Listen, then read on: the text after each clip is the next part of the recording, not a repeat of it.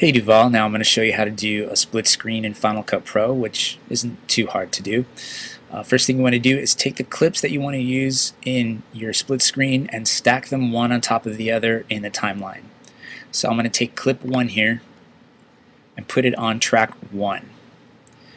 Then I'm going to take clip 2 and put that on track 2. The playhead automatically moves to the end of the clip, but you kind of want to move it over the middle of the group of clips so that we can see the changes that we make to them. In the canvas now, we want to click on the View pop-up menu and make sure this is set to Image plus Wireframe. Now we can only see the clip that's on the uppermost track here in the canvas, which in this case is track 2. If we had 5 tracks of clips, you would only be able to see the topmost clip. The other clips are there, they're just hidden by the top clip.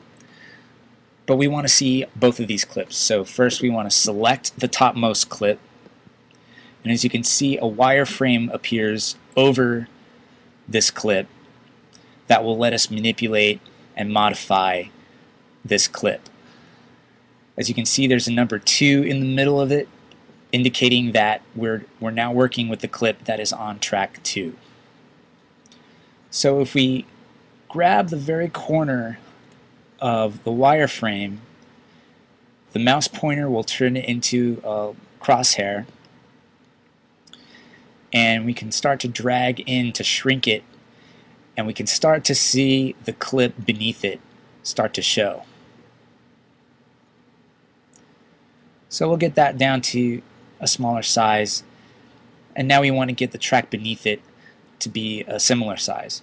So if we go back in the timeline and select the clip on track 1, you can see the wireframe in the canvas changes to a 1, indicating that we're now working with that clip, the clip that's on track 1. And we can grab the edge, grab the corner that is, and shrink it down to roughly the same size. Now we can grab the wireframe by the middle to change its position anywhere we want within the frame.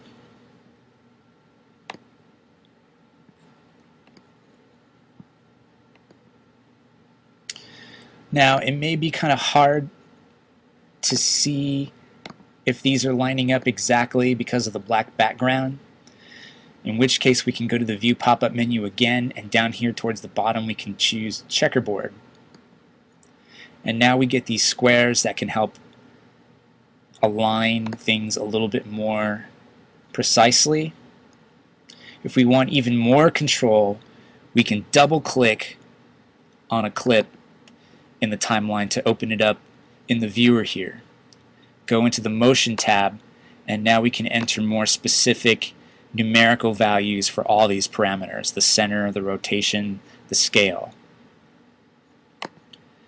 And we can do the same by double clicking on the clip on track 1 to make modifications to that.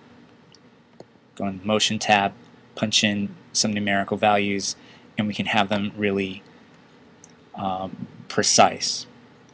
You can also hit the C button to choose the crop tool, which is visible if you hold the pointer over the edge of the clip. We can crop it, and press D to distort, like so. But I think just a regular split screen will do fine for this example. So once you got things lined up, you can make the background black again, and you can add as many clips as you like. I'll add a third clip over here on track 2. Track 3.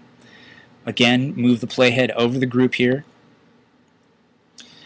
and select the topmost clip. As you can see, there's a 3 showing us that we're working with track 3. Shrink that down and position these however we like. Now, if we wanted this clip to overlap this one, we would switch their positions in the timeline. We'd move clip 3 up, we'd move clip 2 up to track 3, and we'd move clip 3 down to track 2.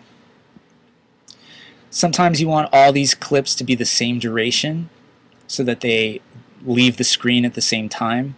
But sometimes having them staggered out like this makes a nice effect. If we go into effects here and add a fade out to each one,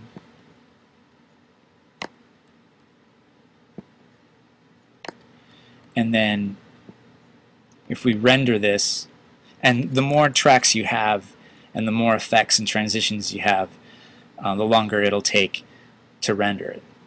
But once it's done rendering, we play it back, we can see the effect.